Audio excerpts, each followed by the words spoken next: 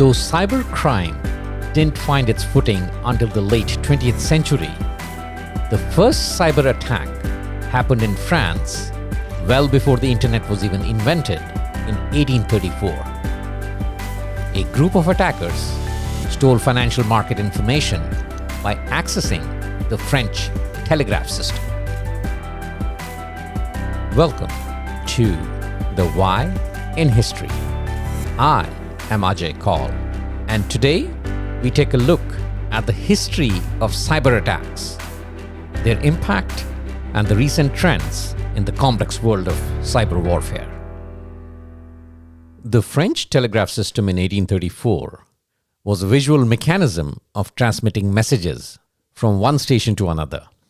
An operator would convey information by adjusting the position of the indicator arms to different positions based on a coded vocabulary. The operator at the receiving tower would use a telescope and decipher the code using a system code book. Because of the visual limitations, towers were typically set up between 10 to 15 kilometers apart from each other. And this system was used in France till 1850, when it was replaced by the electric telegraph. In 1834, two brothers in Bordeaux, France, François and Joseph Blanc, figured out a way to tap into this visual telegraph network for personal gain. The brothers needed up-to-the-minute stock market data from Paris to trade bonds profitably. But news took days to reach Bordeaux by horse or mail coach. And the brothers figured out that if they could sneak a message through the telegraph network, they would get the Paris stock info a few days ahead of everyone else. So they bribed a telegraph operator in Tours, France, which was roughly midway between Paris and Bordeaux, to help them. An accomplice in Paris fed the latest stock news to this operator, who then inserted a secret code which indicated whether the stock market was up or down into an official government telegram. And this was immediately followed by a backspace signal which indicated that the previous message had been inserted in error and needed to be ignored. Another accomplice in Bordeaux decoded the message and passed it on to the Blanc brothers. For 2 years, the Blanc brothers made a fortune due to their early access to this information. They were finally caught when their accomplice at Tours confessed on his deathbed. But this hack was unprecedented in those times, and there were no laws against it. So even though the Blanc brothers were arrested, they were ultimately freed, aside from a fine for bribery, because exploiting the telegraph system wasn't illegal at that time. In modern parlance, this would be termed a man-in-the-middle attack and qualify as a cybercrime because the Blanc brothers had gained unauthorized access to a secure communication network and stolen valuable data for financial gain. Now fast forward to the 20th century, specifically 1943, when the world's first digital computer was created. For nearly 2 decades after that, cyber attacks were unheard of, primarily because the first digital computers were really giant electronic machines which had limited access to a small number of people, and these machines were not on a network. Interestingly, though, the theory underlying computer viruses was first made public in 1949 itself, when computer pioneer John von Neumann speculated that computer programs could reproduce. The first reported computer hack happened in 1962 and was carried out by Alan Scher, an MIT student. In 1962, the MIT Computer Lab restricted access to its students by a set time period. So Alan Scher created a punch card that triggered the computer to print all passwords in the system, and then he used them to increase his access time to the computer. He also used the passwords to hack into his teacher's account and trolled him by leaving taunting messages. The first computer virus was reported in 1969 at the University of Washington Computer Center. A person who has never been named installed a program that came to be known as Rabbit's virus on one of the computers. The program began replicating itself until it overwhelmed the computer, causing it to shut down. With incidents like these slowly growing, the governments began to realize that computer security was essential, since unauthorized access to data and systems could be catastrophic. So the early 70s witnessed a marked increase in discussions around computer security, but mainly confined to academics and papers. In 1971, a computer programmer named Bob Thomas created and deployed a virus that served as a security test. The virus was not malicious, but it highlighted areas of vulnerability and security flaws in the ARPANET, which was the forerunner to the internet. The virus was named after a Scooby-Doo villain, Creeper, and it was designed to move across ARPANET while self-replicating.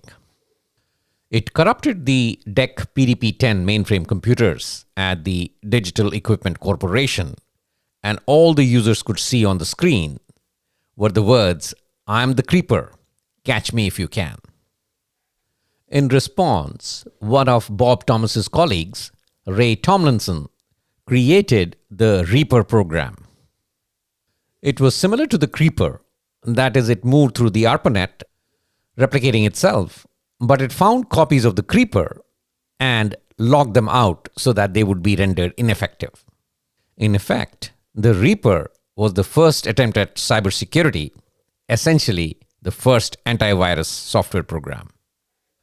But if the term legendary were to be assigned to a computer hacker, that would have to be Kevin Mitnick. Kevin Mitnick was the first to use social engineering to hack into computer networks. And this he did as early as 1979, when computer and telephone networks were just making their mark. What Kevin Mitnick exploited was a lack of security awareness across the tech sector. So he would actually visit the reception desk of the target company, visually scan their badges, come back with a replica of the badge, and get himself into the premises using that fake ID badge. And once inside, he would make his way into the secure computer center and gain entry into the systems merely by asking for the credentials. Some of the organizations whose computer systems he was able to get into included University of Southern California, Digital Equipment Corporation, Pacific Bell, Sun Microsystems, Nokia, and Motorola. Most of the time, though, he was not interested in stealing consumer information or financial data. He was primarily targeting the source code. His primary interest was how these systems ran and figuring out the vulnerabilities in these systems. Not surprisingly, Mitnick ended up being the first cybercriminal to make it to the FBI's most wanted list and was arrested in 1995 on charges related to computer hacking and wire fraud. He was sentenced to 46 months in prison on top of a $4,125 restitution. He went on to become a computer security consultant and in 2011 published a memoir titled Ghost in the Wires: My Adventures as the World's Most Wanted Hacker. He does provide a lot of detail into how he executed a lot of his hacks using social engineering techniques. Through the 80s, computers were not really networked on a massive scale, so cyber criminals like Kevin Mitnick had to virtually walk up to their target to initiate the cyber attack. In 1989, Joseph Popp, a biologist, distributed 20,000 infected floppy disks labeled AIDS information at a World Health Organization AIDS conference. When the recipients tried to read the floppy disk, the malware on the disk got activated and it blocked access to the files and directories on that computer. A ransom note appeared demanding $189 to be sent to a Panama PO box. Joseph Pop was arrested and charged with blackmail. He claimed the ransom was for AIDS research, but he was found mentally unfit to stand trial. And this AIDS Trojan is recognized as the first documented ransomware virus. In the late 1990s and early 2000s, as online banking and e-commerce became more prevalent, the era of cyber fraud started. Cyber criminals began to exploit vulnerabilities in payment systems and conduct fraudulent transactions. So phishing attacks, credit card fraud, and identity theft became very prevalent. In 1994, the first major cyber bank heist was committed. Citibank's payment systems were hacked into and $10 million were stolen. Citibank realized the breach and promptly notified the FBI. After determining where the transactions originated from, telecommunications employees in Russia were able to help US officials track the illegal fund transfers to St. Petersburg and finally to the Russian hacker Vladimir Levin. Subsequently, Levin was apprehended at London's Heathrow Airport in March of 1995 and extradited to the US in 1997. So how did Levin get access to the Citibank customer accounts? Levin was able to intercept Citibank customers' phone calls, and as the customers authenticated their accounts by punching in their account numbers and PINs, he obtained the information he needed to commit the cyber fraud. Levin pled guilty to charges of conspiracy to commit bank, wire, and computer fraud and was sentenced to 3 years in prison and ordered to pay Citibank $240,000. Citibank was able to recover a lot of the funds that had been siphoned off. But this incident helped Citibank realize the seriousness of cyber fraud, and it responded by introducing a device that generated random pins for transfer authorization. And this was a pioneering move in cybersecurity at that time. Towards the end of the 1990s, email was becoming more popular as a tool for communication. And that opened up a new entry point for viruses. Subsequently, in 1999, the Melissa virus proliferated into user machines via a Word document. It then emailed copies of itself to the first 50 email addresses in Microsoft Outlook.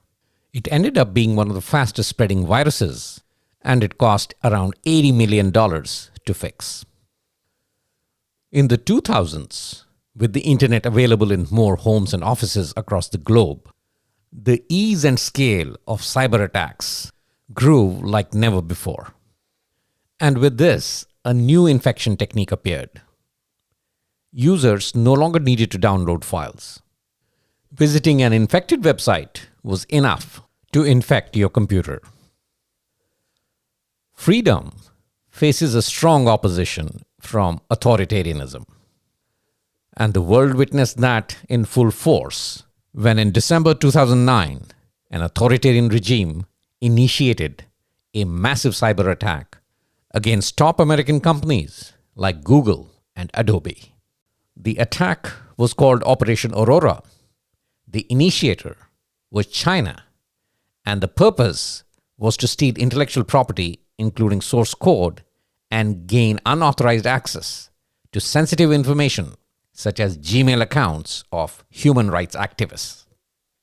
Several techniques were used by the hackers to gain entry into the specific systems, and these included spear phishing, that is, sending targeted emails to employees of the affected companies which contain malicious links or attachments, a watering hole attack, in which the hackers compromised a website that was frequently visited by employees of these companies, and zero-day exploits, which are previously unknown vulnerabilities in software, and in this case it was primarily Internet Explorer. This incident had several implications with respect to the cybersecurity landscape. First, it highlighted that cyber attacks were no longer confined to individuals or groups. Nation states were joining in and adding it as a tool for espionage and defense. Second, it highlighted the importance of having incident response plans across private companies and government agencies. The hacked companies like Google, Juniper Networks, Adobe, etc. had security departments, but there was no runbook or an incident response plan in place to deal with this kind of an attack. And lastly, it sparked a debate about the role of nation states in cyber espionage and cyber warfare, and the need for new international norms and agreements to govern the use of cyber operations. So in the current period, what are the trends with respect to cybersecurity and cybercrime? Well, for starters, ransomware is on the rise, and the attacks have become more organized and commercialized. A very striking development has been the rise of ransomware syndicates, which operate like a corporate-like structure. They are offering ransomware as a service to lower-tier cyber criminals who do not possess the technical sophistication to develop their own malware. Yes, you heard it right. There is software as a service, platform as a service, and now there is ransomware as a service. Artificial intelligence, or AI, has started making its mark in our lives, and the cyber criminals too have jumped on that bandwagon. And as a result, phishing attacks have become more sophisticated, highly targeted spear phishing campaigns. Cyber criminals are able to use advanced AI tools to craft emails that bypass even the most cautious recipients. AI-generated deepfakes has further intensified these attacks, enabling cybercriminals to impersonate CEOs, public officials, and even colleagues with alarming accuracy. And with this increase in the geopolitical risk, the lines between cybercrime, espionage, and nation-state attacks are blurring. What this means is that organized crime syndicates are increasingly operating with the tolerance of their host regime, if not active backing of a nation-state. Critical infrastructure within a country or a region is increasingly vulnerable to cyber attacks. And as in the case of the Aurora attack, intelligence agencies are increasingly targeting enterprises for intellectual property that could give their nations a military, political, or commercial advantage. Though the laws and the tools associated with controlling, containing, and preventing cybercrime are also evolving, the biggest impediment has been a lack of available talent. Since 2024, the cyber skills gap has increased by 8%, with 2 out of 3 organizations reporting moderate to critical skills gap. Only 14% of organizations are confident that they have the people and skills to implement cybersecurity within their organization. And on that note, we end this section of the program. On to the quiz section.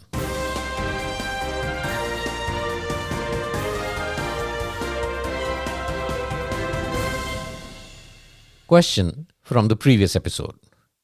As of 2025, which is the world's safest airline? According to airlinesratings.com CEO Sharon Peterson, Air New Zealand and Qantas were having a neck-to-neck race to the top, with Air New Zealand beating Qantas based on a newer fleet of planes. So the answer is B, Air New Zealand.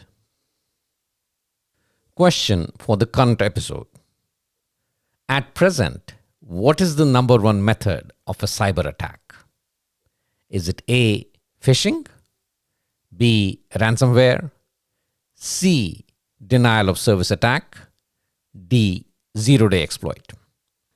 Once again, as of 2025, what is the number one mode of a cyber attack? A, phishing, B, ransomware, C, denial of service attack, or D, zero-day exploit?